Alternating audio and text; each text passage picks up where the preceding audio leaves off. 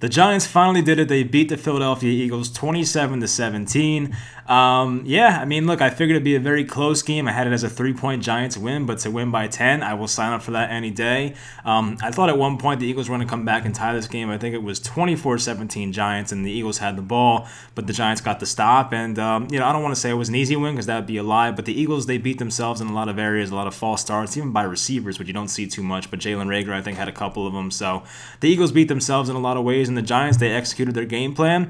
Daniel Jones for consecutive games. I think it's the first time in his career, honestly. Consecutive games with no turnovers. You'd love to see that, so that's great. Hopefully he's trending in the right direction and finally learning to not make the bad decisions, not make the bad throw, not have the bad fumble, because there were instances in this game where Jones could have had a bad fumble, but he held onto the ball. He was very aware of that, so did a good job there. I saw people, as one person or something commented that Jones played like an MVP today.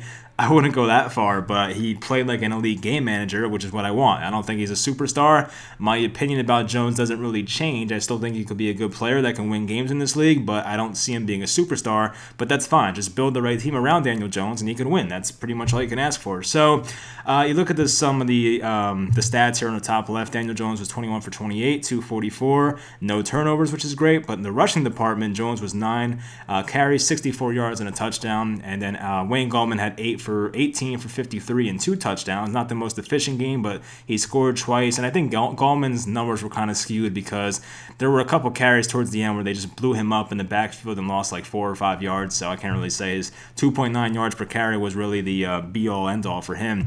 Alfred Morris, 8 for 34. Darius Slayton, 5 for 93, had a couple of really big catches in this game. That one he had in the fourth quarter to get into Eagles territory with like 5 or 6 minutes left was a huge play. It got them on the other side of the field, and it was a tough catch. He had to like kind of readjust himself and concentrate. It was a really tough catch, and I was kind of not happy with him, to put it that way. On Twitter, I was saying like, this guy's not a wide receiver 1 because he dropped that easy third down pass, and I'm still basically on that boat. I don't think Darius Slayton's a wide receiver 1 as compared to other wide receiver 1s in the NFL. I know he's the Giants wide receiver 1, I get that, but in terms of being a legit wide receiver 1 in terms of the NFL, I don't see that. But the guy's a really good number 2, and for where they got him in the draft, it's a terrific value. So I think Slayton's a good player.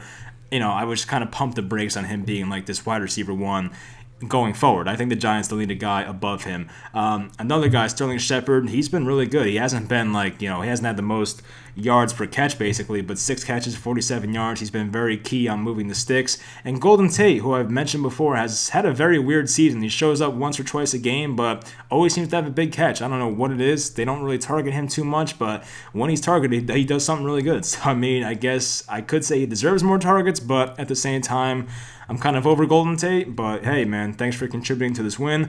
Defensively, we'll see who made like a big impact. Jabril Peppers once again had a nice game, half a sack in there. Dexter Lawrence had a pretty key sack in there towards the end.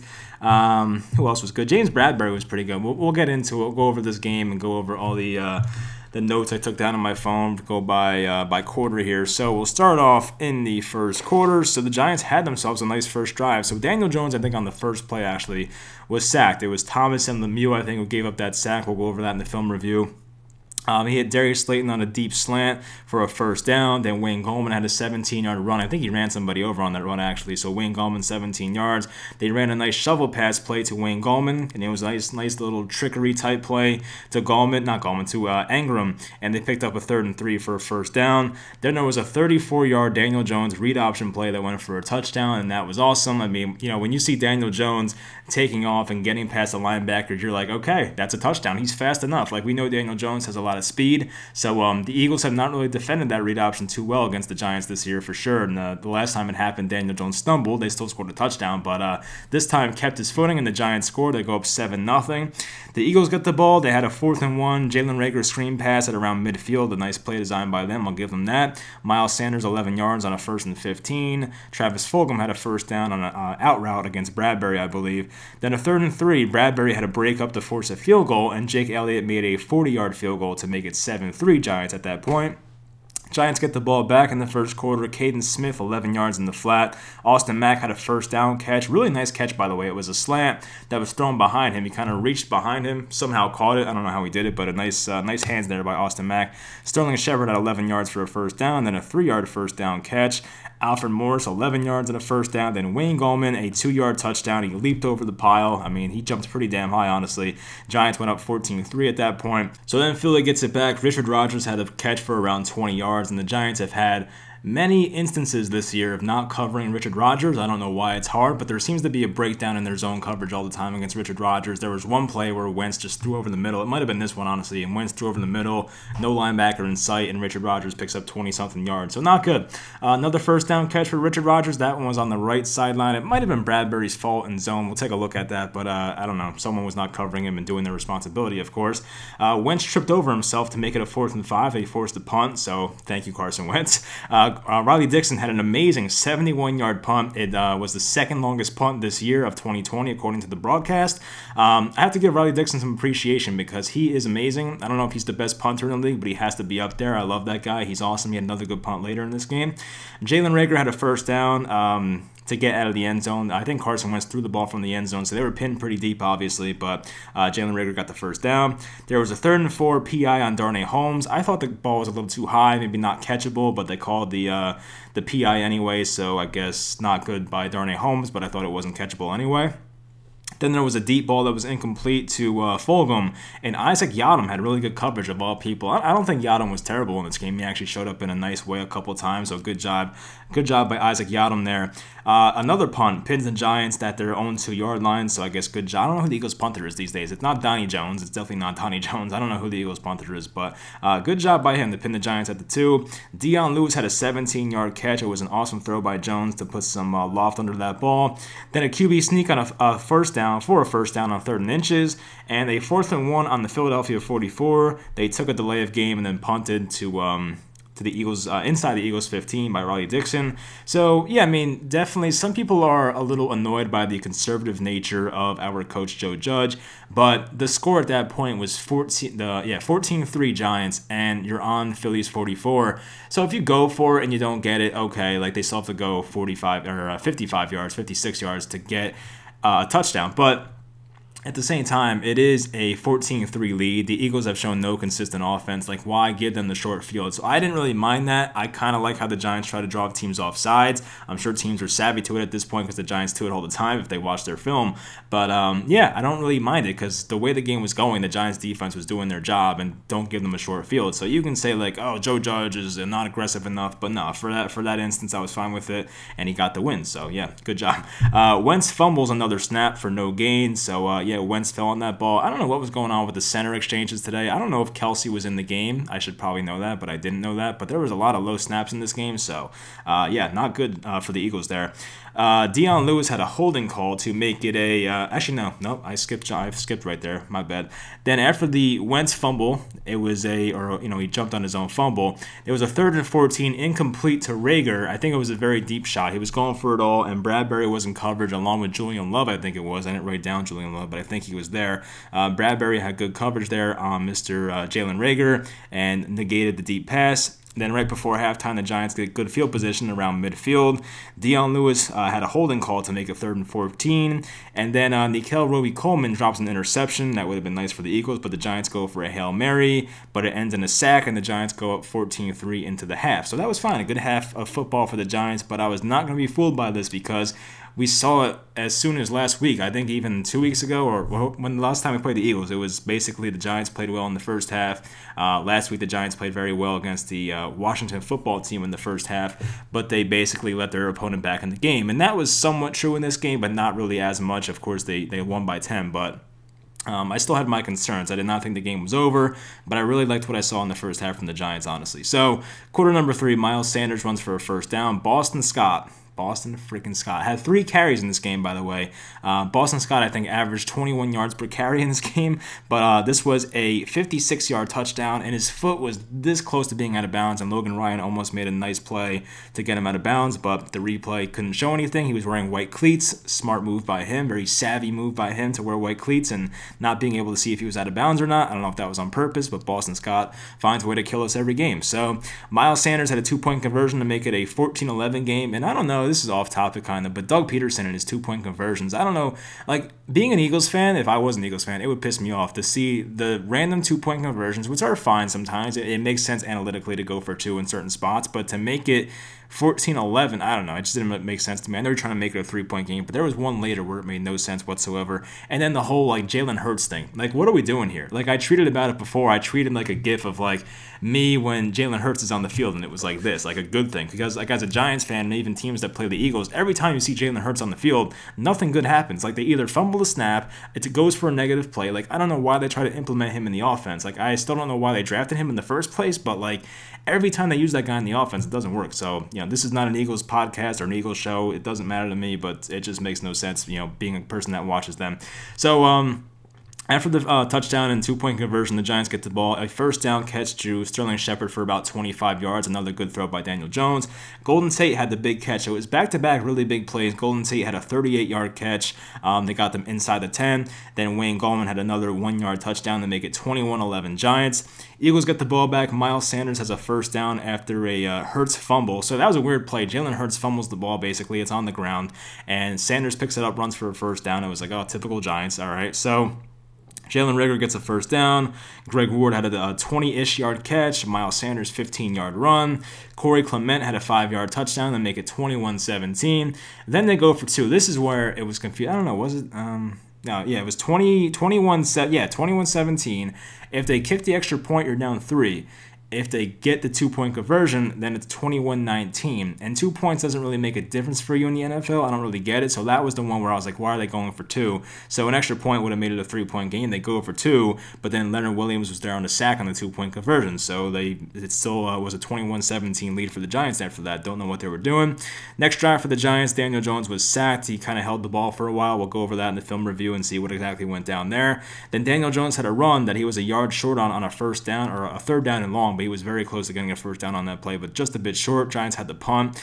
Miles Sanders had a nice hurdle on a run for about 12 yards. Then on there was a third down check down, that resulted in a punt for the Eagles. So then quarter number 4, Darius Slayton drops a third down pass that would have been a first. Yeah, that one definitely annoyed me. It looked like an easy catch. That was just a lack of concentration, but he made up for it later. Another great Riley Dixon punt that put the Eagles at their 5-yard line. Once again, shout out Riley Dixon. You are amazing. Then the Eagles got the ball back, of course. Wentz was sacked by Trent Harris. I didn't know who Trent Harris was. I'm going to be honest. I don't know who that was. I thought it was Jabal Sheard. But, yeah, Trent Harris, of all people, gets a sack, and Jabril Peppers was there as well. Another low snap by the Eagles on that play, by the way. Then a 3rd and 18 stop on a Miles Sanders run. They kind of just gave up on that one. Jabril Peppers had a nice punt return. I forget how long it was, but a good punt return by him. Then Jones was sacked, but there was holding in the Eagles secondary, so the Giants get a first down on that. Slayton had a 15-yard catch that got them in the red zone. Sterling Shepard had a 9-yard catch. Then Daniel Jones has a read option touchdown that would have put the game away, but Andrew Thomas was holding. And, you know, Andrew Thomas played pretty well in this game. I can't really say he was bad, but that was a killer to take away a touchdown, and what would have been a touchdown. It was definitely a killer for us, but it is what it is. So a 3rd and 13, check down to Dion Lewis. The Giants settle for a field goal to make it a 24-17 lead. But once again, if they got the touchdown instead and made it a 28-17 lead or something like that, it would have been much better. But Richard Rodgers gets a first down catch of all people. 3rd and 10, there was a Fulgham drop. I forget what happened there. I honestly can't remember, but Fulgham dropped the ball on a 3rd and 10. Then on a 4th and 10, the Eagles go for it, and James Bradbury with a key pass breakup to pretty much end the game right there. Giants get the ball back, and this is probably the nail in the coffin right here. Slayton had the big 40-yard catch on the left sideline. It was awesome concentration. Once again, Jones put a lot of air under it, gave his receiver a chance, and by the end of that drive, Gano had a 44-yard field goal to make it 27-17, and honestly, I tweeted this as well. When Gano kicked that field goal, it looked like it missed it first. It was tailing off to the right. I think this would be your guys' right, off to the right, and then somehow came back in, and I was like, okay, like I really thought he was going to miss that one, and here we go. The Eagles are going to come back and win this game or tie it, but yeah, it's stuck in there. Giants take a 10-point lead. Dexter Lawrence gets a sack on Carson Wentz the next drive, and that was pretty much it. The Eagles really could not survive after that, but it wasn't the most perfect game for the Giants, I'll put it that way. But I think overall, against a team that I think is pretty talented, they got a lot of guys back from injury, the Eagles. They have their own, the problems of their own for sure, I will admit that, but the Eagles are still not a bad team. I think the Giants did a pretty good job today, and it's very nice to beat someone that's not the Washington football team, but it's also nice that the Giants have 3 wins in division. Now, I think their division record is probably 3-2, so not bad, I mean, I know they beat Washington twice, I said it already, but at the same time, I mean, you gotta be happy with what the Giants have done so far. I'm trying to see what their division record is. Now I'm kind of second guessing myself here. I can't see, but I guess they're 3 and something because all their wins are in division. But yeah, I mean, what else is there to talk about here? So yeah, playoff hopes. Let's talk about the playoff hopes. I honestly don't know. They have a tough schedule. I mean, we'll go over the schedule. I'll make videos in the bye week and stuff like that. We have I'll try to think of videos to do for you guys in the bye week. There's one, I'm not going to spoil it because I don't know if the person wants me to say it or not, but one of the other really good Giants content creators on YouTube and Twitter wants me and the entertainer to be in his video. So we're going to do like a whole collaboration type thing. We're going to put like some segments on my channel, some on the entertainer's channel, and some on the other channel. I'm not going to spoil who it is, but we'll let you guys know on Twitter and things like that. So hopefully those will be fun videos for you guys. But I'll talk about the playoff stuff, and we'll go over the Eagles schedule and the Giants schedule, and I'll kind of make like a win-loss type thing maybe to kind of just give my thoughts about it. But I still think it's the Eagles' division to lose. They still have a lead over us right now by a game and a half, but at the same time, the Giants, with a win today, gave themselves a realistic chance to get in the playoffs. And I still think the Giants probably have a 30 to 40% chance of winning the NFC East, but at the same time, if they lost today, it probably would have been down to like 5 or 10%, you know what I mean? So they really gave themselves a much better chance with a win today. So I will take that. I was going to say, bye week reaction, kind of like what are my thoughts the first half of the year? I would say, based on the record, it's kind of what I expected. I did expect a 6-10 year this year, but a lot of losses were tough, close losses. Like, based on how they've played, if score wasn't put into it, you would think the Giants would have a better record than 3-7 right now. But I guess I'll say I'm a bit optimistic. I definitely feel the best about this team that I have in the past 3 years, which is a very positive thing to say, from me especially. But I still think the Giants have their flaws, and I still think they need some positions and some superstars on this team that they don't have. But they're a solid team. They're coached very well. They always have a game plan. They're always ready to compete, and I feel like they can hang in any game. They had that one bad performance in the second half against the Niners, but outside of that, and that was a long time ago, that was like week 3, but outside of that game, they've been competitive. They've been in every game, and they've just made some stupid mistakes that always come back to, to bite them in the end, like the Evan Engram drop and Daniel Jones having bad turnovers in the end and things like that, just not executing on certain plays. So there's some stupid things that happen every week, but the Giants can be much better than a 3-win team. So I will say, based on the way they've played on the field, I'm optimistic, and I think Joe Judge is the right guy. I think Patrick Graham's the right guy. I'm starting to believe Jason Garrett's the right guy. I'm not 100% sold yet, but for Judge and Graham, I am definitely 100% sold. Those are the guys, in my opinion. So, as I said, I still think the Giants need some other position upgrades for sure. They don't have a great pass rusher. A wide receiver 1 would be nice. I don't know how I feel about quarterback yet. Like, I'm not going to rule out drafting a quarterback, and I know some people might hate me for that, but like, I'm not going to let 2 pretty good games of Daniel Jones just completely change my opinion. If he plays like this the rest of the year, then I'll probably change my opinion. But for now, it's like, it's only 2 games. Let's see how the rest of the year plays out. A lot of tough opponents the rest of the way, so we'll see. But if Jones can play like this the rest of the year, then yeah, I mean, what is there, 6 games left at this point? 6 games left. If he can play like this for the last 6 games of the year and show that he's not going to turn the ball over at a crazy rate and just be a guy that can use his legs and have a few nice passes every game, then you can probably live with that and just feel like we can build around this guy and make ourselves a winning football team. So we'll see. But yeah, for bye week content, I'll definitely have some stuff out. I'm sure me and the entertainer will talk at some point, and I'll just have a more in-depth video of like how I felt about the first half of the year. Where do I stand on our quarterback situation? Where do I stand on like who's going to be here next year and who can help contribute in the future and things like that. So I haven't done much further draft prospect research yet, because now that we're winning, I'm kind of like, I don't really care about the draft right now. But yeah, I guess if we start losing again, I'll probably like jump into that. But for now, I'm just focused on this year and hoping that we can make the playoffs somehow. I mean, the fact that the Giants can host a playoff game this year is just like, it's just laughable, but it is possible. It's a reality. So they got to find a way to win. And now I'm curious to see what the Eagles schedule is again, because I forget, and same with the Giants. But I think in the coming days, I'll make a video about that. But hopefully you guys enjoyed this video. Leave in the comments how you felt about the game. What did I leave out? Because I probably forgot some stuff, honestly. But hopefully you enjoyed this video, and I'll talk to you guys next time.